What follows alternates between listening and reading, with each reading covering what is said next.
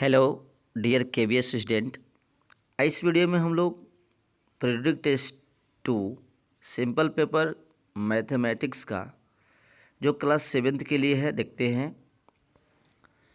आपको ऑलरेडी तो पता ही होगा कि किस फॉर्मेट में आती है, कितने मार्क्स के एग्ज़ाम होंगे और कितना टाइम दिया जाएगा। तो एक बार फिर से देख लेते हैं। आपको 40 मार्क्स का PT2 में क्वेश्चन पूछे जाएंगे और टाइम दिया जाएगा 1.5 आवर्स। ठीक है। ऑल क्वेश्चन कंपलसरी रहेंगे, सेक्शन में बटे रहेंगे ABCD में। टोटल 16 क्वेश्चन दिए रहेंगे। एक सेक्शन में 4 क्वेश्चन 1 मार्क्स का, सेक्शन B में 4 क्वेश्चन 2 मार्क्स का, और सेक्शन C में 4 क्वेश्चन 3 मार्क्स का, और सेक्शन D में 4 मार्क्स का 4 क्वेश्चन पूछे जाएंगे। कैलकुलेटर का परमिशन नहीं है। ठीक है। चलिए, ये सब आप फॉर्मेट ऑलरेडी जानते हैं। आइए हम लोग इसमें एक सैम्पल पेपर लिए हैं, इस सैम्पल पेपर को आसानी से सोल्व करते हैं और इस टाइप का सैम्पल पेपर प्रैक्टिस करेंगे तो आपका एग्ज़ाम में ज़रूर हेल्प मिलेगा। और साथ में ये भी आपको पता चलेगा कि एक टाइम ड्यूरेशन में, ठीक है, एक टाइम ड्यूरेशन में कैसे क्वेश्चन को सोल्व करते हैं। इसलिए कोई भी क्वेश्चन छूटेगा भी नहीं। अगर बिना प्रैक्टिस के जाएंगे तो आपको कोई क्वेश्चन अगर बना भी रहे हैं तो क्वेश्चन आपसे छूट जाएगा। तो ये बेसिकली इसके लिए प्रैक्टिस सैम्पल करवाया जाता है। ठीक है। कुछ केबीएस स्टूडेंट का अलग सिलेबस हो तो थोड़ा सा वो देख भी लेंगे। ठीक है। चलिए स्टार्ट करते हैं सेक्शन A का क्वेश्चन सोल्व करना। पहला नंबर क्वेश्चन क्या है? Solve 3n + 7 = 5। इसको सोल्व करना है। तो ये क्वेश्चन देना है, इसको लिख देना है इसके बराबर, इसी तरह का साइन देना।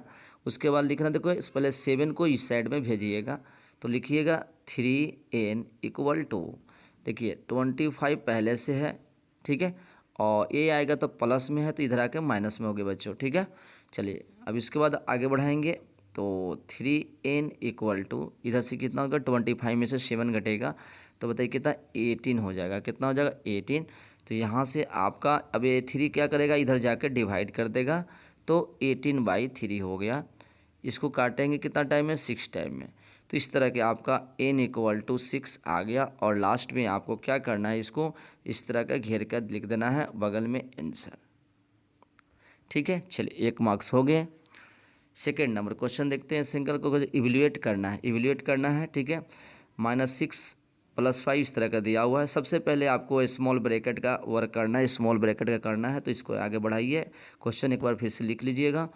और यहाँ देखिए ये बिग ब्रैकेट है, उसके पहले -6 है +5 है। ठीक है। तो -6 + 5, तो यहाँ नॉर्मली ब्रैकेट तोड़िएगा तो ये लिखिएगा -6 + 5। ओके। ठीक है। इस तरह के हो गया। उसके बाद डिवाइड के साइन है, डिवाइड के साइन दे दीजिए। उसके बाद ये अंदर में भी इसी तरह कर लेंगे तो कितना हो गया, -2 + 1। ठीक है। ऐसे बेसिकली 1 टाइम से भी आप कर सकते हैं कि -6 में से 5 प्लस करेंगे तो -1 हो जाएगा। चलिए हम एक और बढ़ाते हैं इसको। अब ये दोनों क्या सिंप्लीफाई करने पर यहाँ पर -1 आएगा। ठीक है। और डिवाइडेड का साइन दे दीजिएगा। और देखिए -2 में +1 करेंगे तो ये भी -1 आ गया। अब देखिए -1 को डिवाइड करेंगे तो सिंपल क्या हो जाएगा, 1 हो जाएगा। डेट इज आप ऐसे लिखते होंगे -1/-1, माइनस माइनस कट गया, 1 से 1 कट गया मतलब 1 हो गया। तो देखिए ये आपका सही आंसर हो गया 1। समझ गए। चलिए ठीक है, दूसरा नंबर क्वेश्चन सोल्व हो गया। तीसरा नंबर क्वेश्चन क्या है, find the angle which is equal to its complement. ठीक है। लाइन से एंगल्स क्वेश्चन है, कम्प्लीमेंट। तो लेट करते हैं, लेट एंगल क्या है, लिखेंगे लेट एंगल बी क्या मान लेते हैं, एक्स मान लिए, एंगल एक्स मान लिए। तो इसका कम्प्लीमेंट भी क्या होगा, इक्वल है तो कम्प्लीमेंट से इसका भी क्या हो जाएगा बताइए, इसका कम्प्लीमेंट भी जो हो जाएगा बच्चों वो हो जाएगा एक्स। ये डिग्री में लिख लेना, एंगल है तो डिग्री, दोनों x डिग्री हो गया।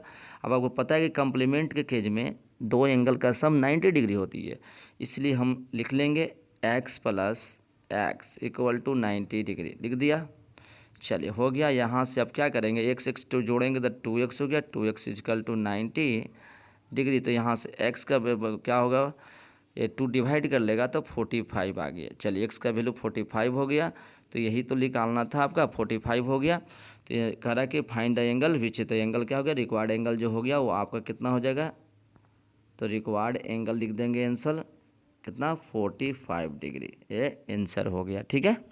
चलिए क्वेश्चन 3 कंप्लीट हो गया। क्वेश्चन 4 नंबर देखते हैं। ये पे आपको डायग्राम दिया हुआ है, फिगर दिया है। Given angle M angle P का वैल्यू निकालना है। तो नॉर्मली आपको पता है कि तीनों एंगल का सम कितना होता है 180 डिग्री।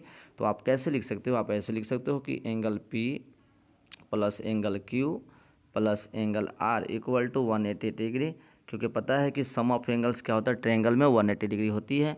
अब वैल्यू दे दीजिए, एंगल पी का वैल्यू आपके पास नहीं है, रहने दीजिए। एंगल पी हो गया, क्यू का वैल्यू आपके पास पता है 47 हो गया।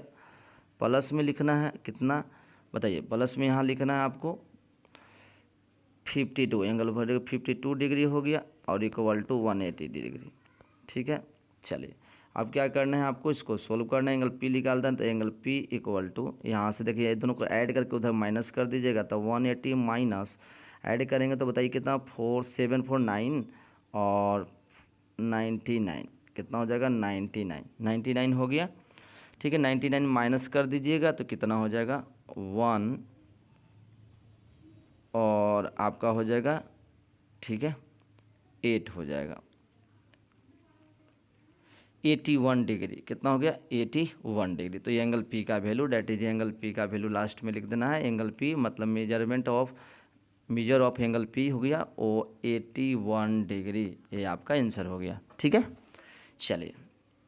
चलिए सेक्शन ए कंप्लीट हो गया। अब चलते हैं सेक्शन बी। सेक्शन बी में क्या करना है वो देखते हैं। ठीक है, सेक्शन बी में कह रहा है पहला नंबर क्वेश्चन कि find the whole quantity if 5% of it से 600। तो इस क्वेश्चन को कैसे सोल्व करेंगे, देखिए सोल्व करना है तो इसको सोल्व लेट कर लीजिए। होल नंबर क्या मान लीजिए, पूरा होल कितना है, लेट होल क्वांटिटी मान लीजिए, होल क्वांटिटी इक्वल टू कितना मान लीजिए x मान लीजिए। होल क्वांटिटी x है। अब देखिए x का ही 5% ना 600 है, तो लिखेंगे 5% ऑफ, है ना 5% ऑफ x इजकल टू 600 कर लिया। चलिए अब यहाँ 5% का मतलब 5/100 कर लीजिएगा, ऑफ का मतलब इंटू और x इक्वल टू 600 हो गया। ठीक है, तो यहाँ से सोल्व करेंगे, देखिए ये कट गया 1 और 20, ये 20 उधर जाएगा तो देखिए डिवाइड में तो इधर इंटू हो जाएगा, तो x इजकल टू 600 इंटू 20, तो इंटू कर लेंगे, यही आपका आंसर आ जाएगा। तो x इजकल टू 12 पे कितना 0 1 2 3 0 12,000 हो गया आपका, ये आपका राइट आंसर। ठीक है, तो यही आपका होल हो गया। ठीक है, ये आपका आंसर हो गया। ठीक है, समझ रहे हैं। चलिए उसके बाद नेक्स्ट क्वेश्चन है आपका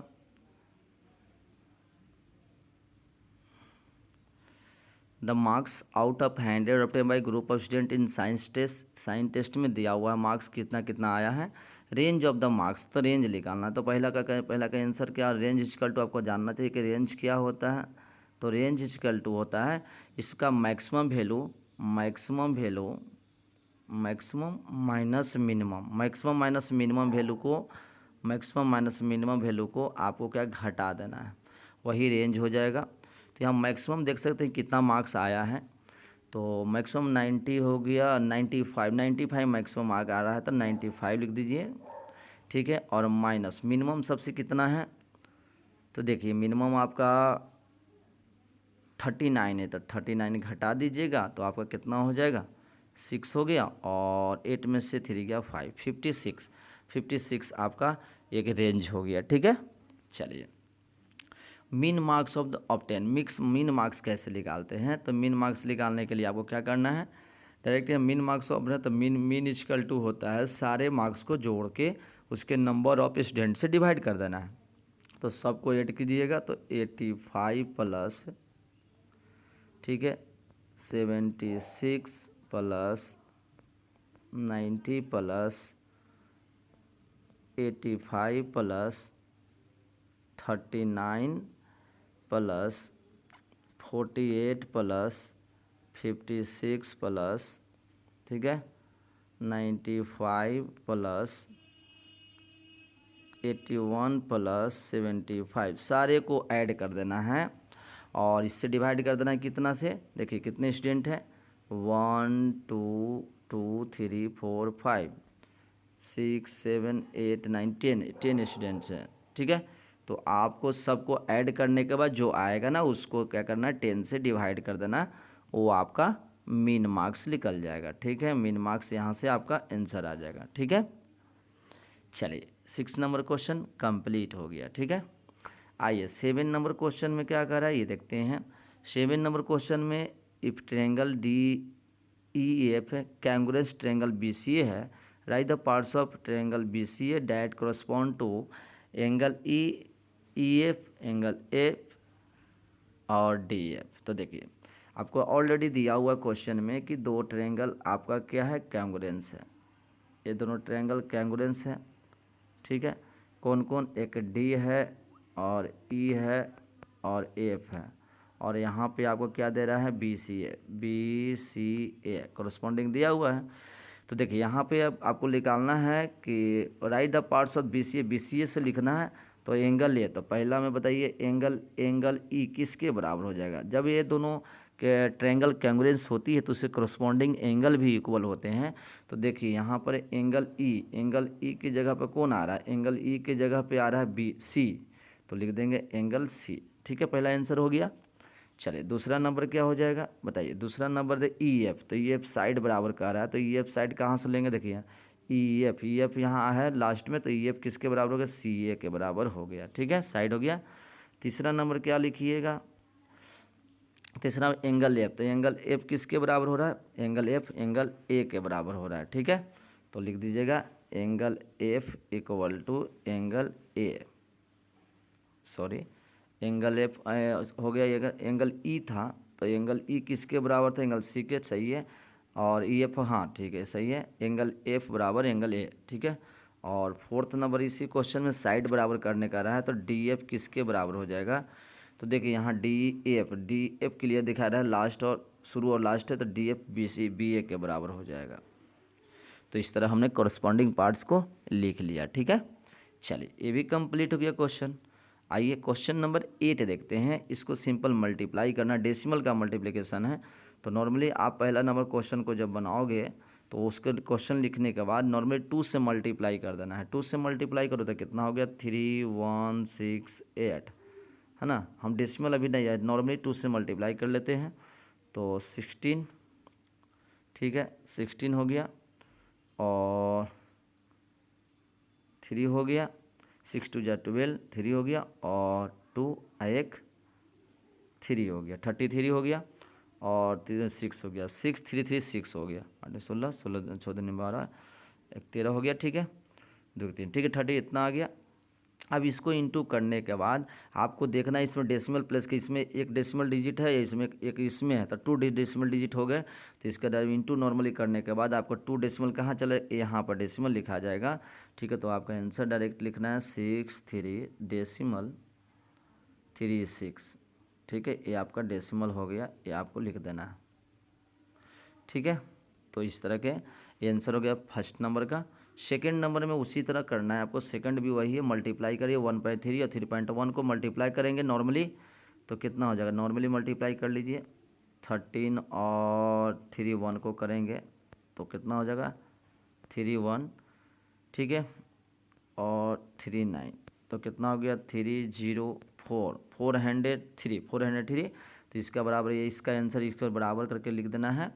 ठीक है, क्या हो जाएगा 403, लेकिन यहाँ देखिए 2 डेसिमल का 2 डिजिट हो रहा है, तो 2 डिजिट के बाद आपको लिख देना है, तो जैसे 4.03, ये हो गया आपका आंसर। ठीक है, चलिए ये भी आपको 8 नंबर क्वेश्चन कंप्लीट हो गया। चलिए 9 नंबर क्वेश्चन क्या करते हैं, सेक्शन सी में 9 number question, find 3 rational number. इतना 3 रेशनल नंबर निकालना बहुत ही आसान तरीका है। सबसे पहले बच्चों क्या करो, इसको लाइक डिनोमिनेटर कर दो, मतलब दोनों को डिनोमिनेटर सेम करो। तो 4 2 का एलसीएम क्या है 1/4 ही होता है, तो 1/4 को छोड़ दीजिए, 1/4 तो एक तो है ही, दूसरा 1/2 है, तो इसको 4 बनाने के लिए ऊपर नीचे गुना कर लेना 2 से, तो कितना हो गया 2/4 हो गया।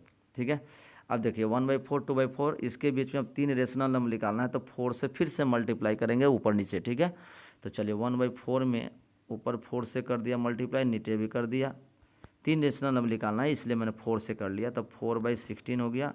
और इसको जब करेंगे ऊपर मल्टीप्लाई 4 से, तो ऊपर भी नीचे करेंगे 4 से, तो 8/16 हो गया। अब इसके बीच में आपको क्या करना है, 3 रेशनल नंबर लिख देना है, तो हेंस हो जाएगा, हेंस रेशनल नंबर जो हो जाएगा वो क्या क्या हो जाए बताइए, 5/16, 6/16 और 7/16, ये आपका राइट आंसर हो गया। ठीक है, चलिए 9 नंबर क्वेश्चन सोल्व हो गया। 10 नंबर क्वेश्चन क्या करा, 10 नंबर भी क्वेश्चन उसी तरह है आपका। इफ़ ए बी इतना दिया हुआ, फाइंड द वैल्यू, इसको वैल्यू पुट करके निकालना है। तो चलो ए स्क्वायर, पहला नंबर क्या है ए स्क्वायर, तो ए स्क्वायर तो ए की जगह पर कितना रखना 2, क्वेश्चन लिखने के बाद ए स्क्वायर प्लस में लिखिएगा ए बी तो ए की जगह पे कितना है 2 इंटू बी की जगह पे -2 है, लिख दिया A B plus B square, तो बी की जगह पे -2 है तो -2 के जहाँ जहाँ जो वैल्यू है उसको पुट करते जाएंगे, सोल्व कीजिए, कितना हो जाएगा 2 का स्क्वायर 4, और देखिए माइनस है और प्लस इंटू करेंगे तो -4 हो जाएगा यहाँ, और -2 को स्क्वायर करेंगे ना बच्चों तो प्लस में ही आएगा, तो इसलिए 2 का स्क्वायर 4 तो प्लस में 4 आ गया। अब देखिए यहाँ 4 4 8, आज या नॉर्मली ये घट जाएगा तो कितना हो गया, ये दोनों इधर घट खत्म हो गया तो ओनली 4 बच गया, तो ये आपका राइट आंसर हो गया। 4 हो गया आंसर। इसी में कौन सा क्वेश्चन है आपका, दूसरा नंबर जो क्वेश्चन है वो क्या है ए स्क्वायर माइनस बी ए स्क्वायर, तो एक की जगह पर कितना रखेंगे 2 का स्क्वायर माइनस बी की जगह पर -2 है तो -2 का स्क्वायर कर देंगे, तो 2 का स्क्वायर 4 माइनस, इसको भी करेंगे तो स्क्वायर करेंगे तो प्लस में ही आएगा, तो 4 में से 4 0, तो ये आपका ये आंसर हो गया। ठीक है, चलो 10 नंबर क्वेश्चन कंप्लीट कर लिए हम लोग। 11 नंबर क्वेश्चन का 11 नंबर आपको कंस्ट्रक्शन से दिया हुआ, construct triangle L M, right angle at M पे राइट एंगल करना है, और एल एन दिया हुआ 5 और एम एन दिया हुआ है। तो सबसे पहले बच्चों क्या करो, एक स्केल के मदद से, आपको स्केल्स के थ्रू से आपको क्या करना है, यहाँ पे एक एम एन ले लीजिएगा, एम और एन, एम एन ले लिया, कितना लेना है 3 सेंटीमीटर, 3 सेंटीमीटर ड्रॉ कर लेना। ठीक है, चलो और यहाँ पे आपको क्या करना है, प्रोटेक्टर की मदद से चाहे तो कंपास की मदद से आपको 90 डिग्री बना है, एक बार काटोगे 60 और यहाँ काटो तो 90, तो इस तरह का एक 90 बन जाएगा। ठीक है, यहाँ पर 90 डिग्री बन गया। चलिए एम एन और एल, यहाँ पे एल कहीं से जाएगा तो एल एन काटना है, तो यहाँ से एल और एन यहाँ से सेंटर लेते हुए एक इसके ऐसे काट लेंगे, है ना, तो जैसे काटेंगे तो कितना हो जाएगा एल एन 5 ऐसे कट जाएगा, यहाँ से सेंटर रखना है। ठीक है, यहाँ सेंटर के ऐसे काटिएगा, कट जाएगा, उसके बाद आपको क्या करना है, इसको मिला देना है, तो इसको ये मिल गया और ये आपका ए हो गया यहाँ से ये, तो ये आपका एल हो गया, तो एम एल एन ट्रायंगल बन गया जिसमें एम 90 डिग्री फॉर्म हो गया। ठीक है, चलिए उसके बाद देखते हैं नेक्स्ट क्वेश्चन है 12 नंबर क्वेश्चन में क्या है, डी एम में राइट है इतना दिया हुआ है, एरिया ऑफ पैरेललोग्राम दिया हुआ है, if the area of parallelogram दिया हुआ ए बी दिया हुआ है, सी डी दिया हुआ है, find the length B M and D L, B M इसका और डी एल निकालना है। तो आपको पता है कि एरिया ऑफ पैरेललोग्राम क्या होती है, तो नॉर्मली आपको याद रखना है कि एरिया ऑफ पैरेललोग्राम जो होता है वो होता है बेस इंटू हाइट, क्या होता है बेस इंटू हाइट। ठीक है, तो आपको क्या करना है, एरिया ऑफ पैरेललोग्राम कितना दिया हुआ 1470 दिया हुआ है। अब क्या करना है, एक तरफ से देखिए यहाँ पे हम बेस एक तरह ए डी ले लेते हैं, ए डी बेस ले लेते हैं। ठीक है, तो ए डी बेस हो गया तो उसका हाइट कौन हो गया एम बी, तो हम लिखते हैं ए डी गुने एम बी, चलो यहाँ से एम बी निकल जाएगा, तो ए डी का वैल्यू ऑलरेडी पता ही है, ए डी का वैल्यू 49 है, तो लिखेंगे 1470 equal to 49 into M B. ठीक है, अब एम बी कैसे निकालोगे, तो एम बी निकालना हो तो डिवाइड कर देना, एम बी इजकल टू 1470 में 49 से डिवाइड करना। ठीक है, तो ये साइड कट जाएगा 30 टाइम में, पूरा कट जाएगा, 30 टाइम में कट गया, तो यही एम बी इजकल टू आपका कितना आ गया 30 सेंटीमीटर। ठीक है, तो एम बी आपका निकल गया, एम बी या बी एम निकल गया। उसी तरह सिमिलरली दूसरा क्वेश्चन में क्या करना है, उसी तरह आपको क्या करना है, अब क्या करना है, आपको बेस लेना है ए बी, क्या लेना है ए बी बेस लेना है। ठीक है, और हाइट को लेना है डी एल ले लेना है, उस पर बना लेंगे। तो देखिए उसको कैसे करेंगे, तो उसके में जब निकालेंगे तो एरिया तो वही रहेगा, फार्मूला वही रहेगा आपका, तो 1470 इक्वल टू, देखिए बेस का काम ए बी ले लेंगे, तो ए बी गुने क्या लिखेंगे ए बी गुने अब लिखेंगे डी एल। ठीक है, तो यहाँ से आपका डी एल क्या निकल जाएगा, डी एल जो निकलेगा 1470 में ए बी डिवाइड हो जाएगा, ए बी 35 है, इससे काटेगा तो कट जाएगा, कितना टाइम में कटेगा, सबसे पहले काटिए। तो 35 में डिवाइड करेंगे तो 4 हो गया, 5 से पहले काट लीजिए, ठीक है। 7 5 जा 35 और 5 से काटेंगे तो 5 दूनी 10 हो गया, 2 हो गया, यहाँ पे 2 हो गया बच्चों, 5 दूनी 10 और 9 5 45, ठीक है, 9 5 45 हो गया और 4 हो गया, 294 टाइम में कट गया। और ये पूरा पूरा काटेगा तो कितना टाइम में कटेगा, 7 चौके 28 और 7 दूनी 14, 42 टाइम में, 7 चौके 28 और 7 दूनी 14। तो डी एल इजिकल टू क्या आंसर आ गया, डी एल इजिकल टू आ गया 42 सेंटीमीटर, ठीक है। चलिए 12 नंबर क्वेश्चन कंप्लीट हो गया। और उसके बाद आपको और 4 क्वेश्चन दिया हुआ है, क्या है, फ्रॉम द सम ऑफ इतना इतना सब्ट्रैक्ट द सम ऑफ इतना। तो सबसे पहले बच्चों क्या करना है, इस क्वेश्चन बड़ा है थोड़ा सा, फ्रॉम द सम, इसको पहले सम करोगे, ठीक है, तीनों को। तो देखो सम करोगे तो कितना हो जाएगा, तो इसको नॉर्मली आप लिख सकते हैं ऐसे, पहले सम कर लेते हैं। 2y² plus 3xy, sorry 3yz है, 3yz minus y² minus yz, ठीक है, माइनस z², ठीक है, ये हो गया। और प्लस में क्या आ गया, yz, ठीक है, प्लस। देखिए तो यहाँ नॉर्मली मैं यहाँ जोड़ के बताता हूँ आपको क्या करना है, इसको जोड़ेंगे तो फाइनली देखिए 2y² है और माइनस y² है और कहीं पे नहीं है, तो 2y² में से माइनस y², तो इसको ऐड सम सिंपल क्या आ जाएगा, इसका पहला का जो सम आएगा वो आ जाएगा y²। और देखिए यहाँ पे लाइक टर्म 3yz है और माइनस yz है और yz है, ठीक है। तो देखिए यहाँ yz ख़त्म हो जाएगा और खाली बचेगा प्लस 3yz। उसके बाद आपके पास बचा z²। तो z² कहाँ है, तो देखिए यहाँ पर कोई इसमें z², यहाँ z माइनस में है z² और 2 z² है, तो 2 में से 1 गया तो नॉर्मली z² हो जाएगा। तो ये हो गया आपका इसका, ठीक है। चलिए ये आ गया। उसी तरह आप इसको जब करेंगे तो इसमें देखिए ऐड पहले कर लिए, 3y² माइनस y² करेंगे तो यहाँ पर हो जाएगा 2y², ठीक है, 2y²।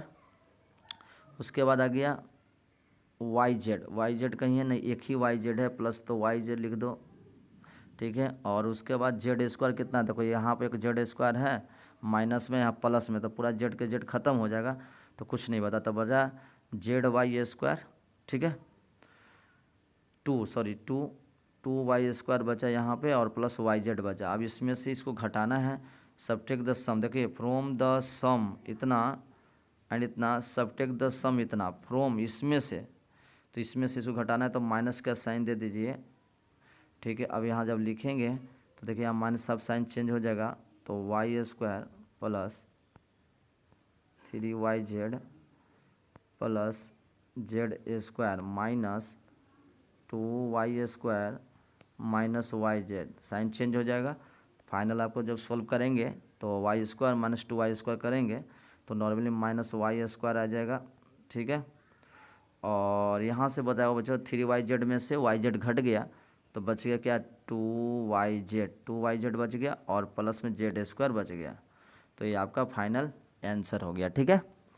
चलिए क्वेश्चन नंबर 13 कंप्लीट हो गया है। उस तरह आपको क्वेश्चन नंबर अब दे रहा है आपको,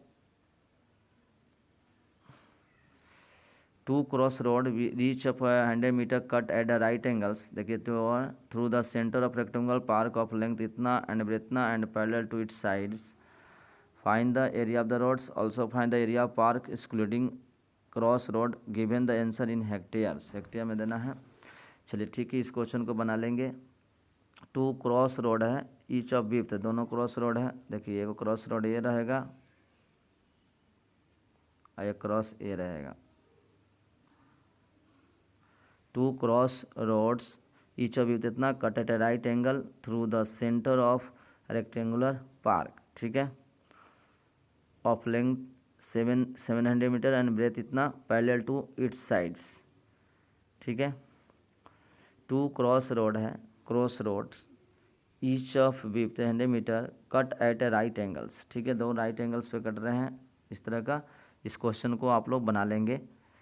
कंस्ट्रक्ट द PQR बहुत आसान क्वेश्चन है। देखिए इसमें कंस्ट्रक्ट करना है तो PQR और QR एंगल दिया हुआ, तो एक आप एंगल लेके P और Q दिया हुआ है, यहाँ से R दिया हुआ एंगल, तो सबसे पहले यहाँ पे एंगल Q दिया हुआ है और एंगल Q कितना है 105 डिग्री, और एंगल दिया हुआ एंगल R दिया हुआ है 40 डिग्री।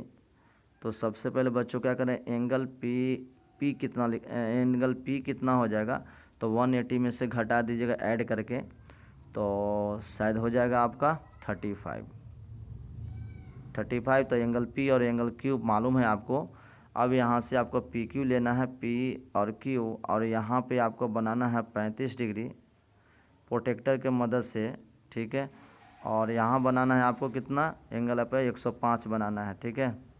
105 बना दीजिएगा, उस तरह ही बढ़ाइएगा, कहीं ना कहीं आपको क्या करेगा, इंटरसेक्ट कर लेगा, ऐसे कट लेगा, ठीक है। ये आपका ट्रायंगल बन जाएगा PQR। उस तरह एक लास्ट क्वेश्चन आपका होगा, ए बरामदा विथ इतना consumed all along outside the room which जितना भी लॉन्ग इतना वी फाइंड ए बरामदा ऑफ विथ। देखिए ये आपका एक रूम है और बरामदा ऑफ विथ, तो आप चारों तरफ एक बरामदा है, ठीक है। कंस्ट्रक्ट इतना दे, इसका हाइट सब दिया हुआ, विथ कितना है, सॉरी स्ट्रेट इतना, रूम इतना, लॉन्ग इतना मीटर, ये दोनों दिया हुआ है।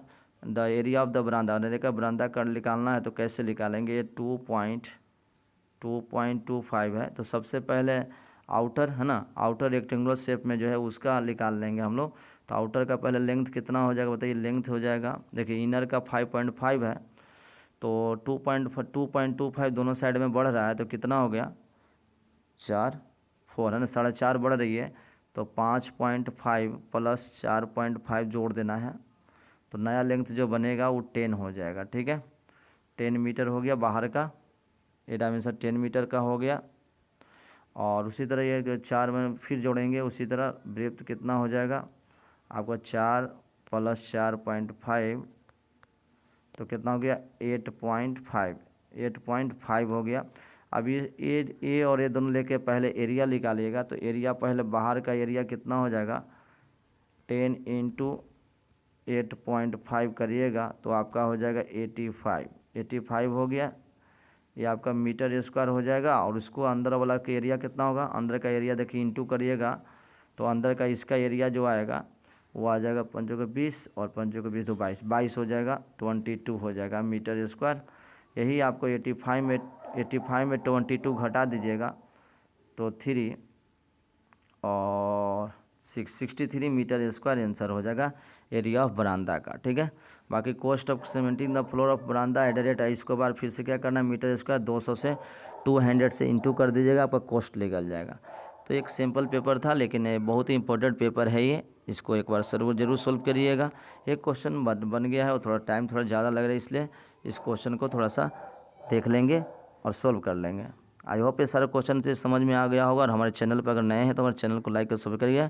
खास करके KBS स्टूडेंट के लिए बहुत सारा सिंपल पेपर हम इस चैनल के थ्रू प्रोवाइड करते हैं। Thank you.